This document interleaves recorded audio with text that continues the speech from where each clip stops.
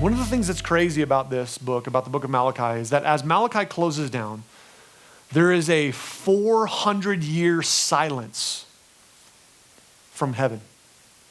That this is the last thing that's said until John the Baptist shows up, right before Jesus, is the prophet that comes before Jesus. 400 years. Think about that for just a second. That's nearly twice as long as our nation has existed. That's a long time. That's a very long time. 400-year silence from heaven, and that only breaks when John the Baptist comes on the scene as that forerunner of Jesus.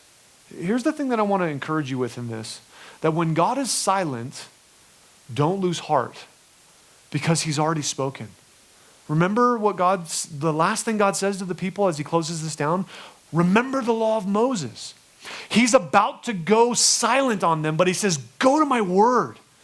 Look at what I've already told you. Look at who I've revealed myself to be to you through my scriptures. When God is silent, don't despair because we have his word.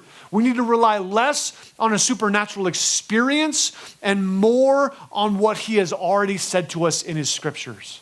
That this is how we hear from God. We need to rely less on some sort of thing that happens where God speaks to me from heaven and moves in my heart some emotional way. Yes, God can do that. Yes, God does do that from time to time. But we need to rely more on what he's already told us. And if we will just rely on his scriptures and just rely on what he's actually said, then when he moves us in some sort of emotional way, we can know if it's in line and if it's actually him, or if it's just us, or if it's maybe you shouldn't have had onions on your pizza, or maybe it's maybe it's the enemy trying to deceive you. The way you're going to know is through what he's already said.